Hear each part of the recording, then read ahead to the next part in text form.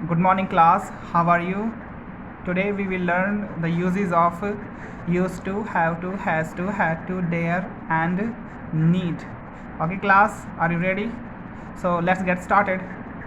चलो क्लास, आज हम सीखेंगे ये सभी मॉडल्स जो मैंने लिखे हुए हैं।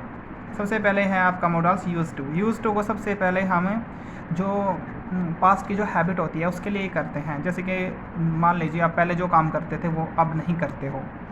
जैसे कि आप बचपन में बहुत ज़्यादा चॉकलेट खाते थे, टॉफ़ी खाते थे, ठीक है, लेकिन अब नहीं करते हो, अब नहीं ज़्यादा चॉकलेट या टॉफ़ी खाते हो, ठीक है। तो मैं आपको एग्जांपल लिख के दिखा देता हूँ।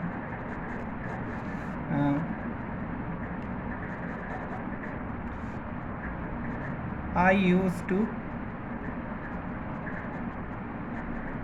ईट चॉकलेट्स।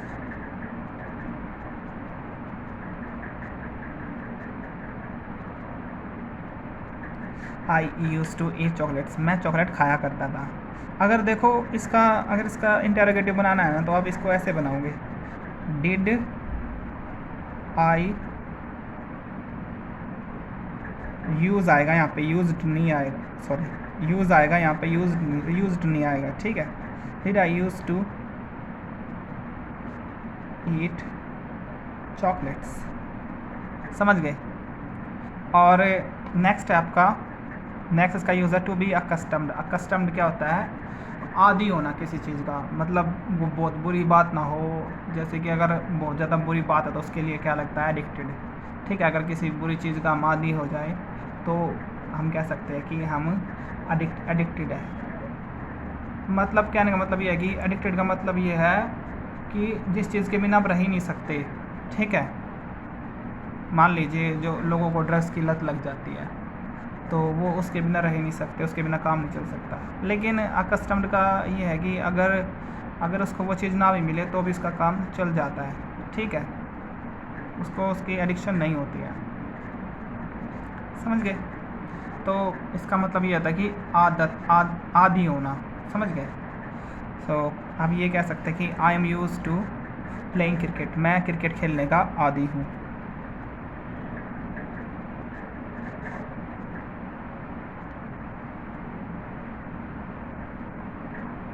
इसके बाद याद रखना, टू के बाद हमेशा आईएनजी फॉर्म आएगी, ठीक है। अगर कोई वर्ब तो I am used to playing cricket.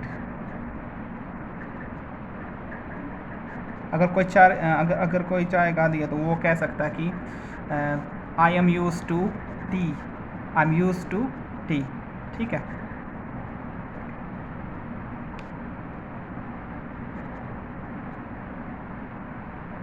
तो क्लास नेक्स्ट हमारा हैव टू, हैज़ टू और हैड टू। इसमें सबसे बड़ी बात यह है कि जो हैड टू, हैज़ टू होता है, इसमें है ना मजबूरी दिखाने के लिए यूज़ किया जाता है। ये मजबूरी दिखाने के लिए कोई काम करना पड़ता है तो आप ये कर सकते हो। इसका हिंदी में लिख सकता हूँ, करना पड़ता है।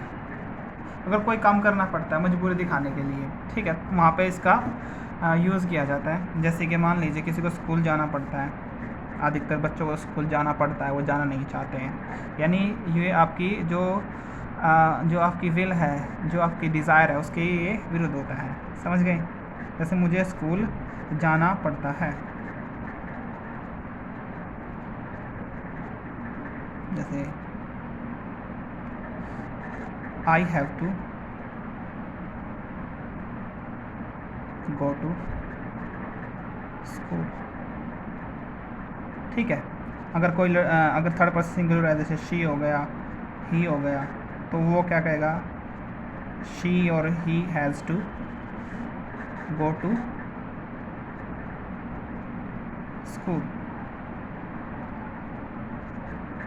ठीक है, समझ गए।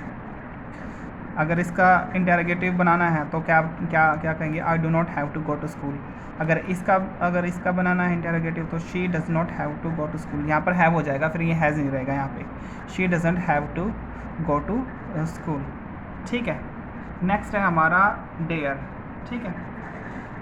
और अगर प्रेजेंट, सॉरी एक यूज़ हो रहा है इसका, हैड टू। और अगर मान लीजिए पास्ट टेंस है तो मुझे स्कूल जाना पड़ा, ठीक है। तो स्कूल जाना पड़ा, तो इसका क्या हो जाएगा, हैड टू। जैसे मुझे स्कूल जाना पड़ा था, I had to go to school, यानी ये पास्ट में चला गया, ठीक है। अगर पास्ट टेंस है तो वहाँ पर हैड टू यूज़ करेंगे, चाहे कोई भी पर्सन हो, ही शी इट दे, कुछ भी हो। अब हम करेंगे डेयर, ठीक है। डेयर का मतलब होता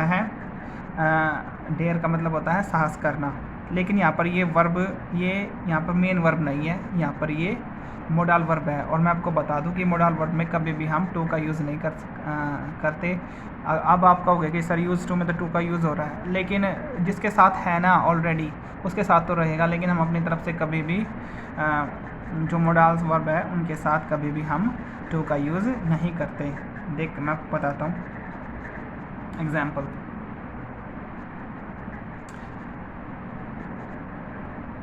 हाउ डेयर यू, और सुना भी होगा आपने, how dare you touch my book, touch my phone, ये ट्रेंड में भी है। तुम्हारा मेरा फ़ोन छूने की हिम्मत कैसे हुई, ठीक है। तो यहाँ पर ये मोडाल वर्ब है, तो इसीलिए इसका इसमें टू नहीं लगता है, ठीक है।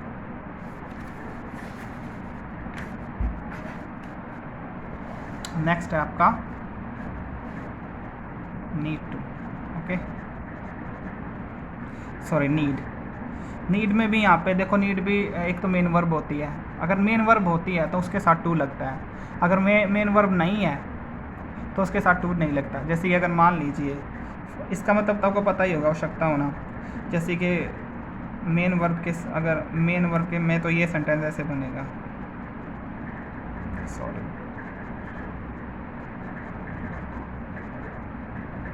मेन वर्ब के केस में कैसे बनेगा, आई नीड टू गो। लेकिन मोडाल वर्ब में कैसे बनेगा, मोडाल वर्ब में ये सेंटेंस ऐसे बनेगा, टू हट जाएगा इसमें से, बस आई नीड गो, समझ गए, बस ऐसे ही बनेगा ये सेंटेंस। ओके क्लास, आ गया समझ में आपकी? मुझे लगता है कि आपको समझ में आ गया होगा। Thank you so much. और अब आपने इसके साथ है ना, इसकी एक्सरसाइज भी करनी है। ये जो मैंने आपको समझाया है ना आज, चारों के चार, इसने आपने प्रत्येक के कम से कम 5 सेंटेंस बनाने हैं, तो 20 सेंटेंसेस हो जाएंगे, तो आपने अपनी कॉपी में प्रैक्टिस करनी है। Thank you so much.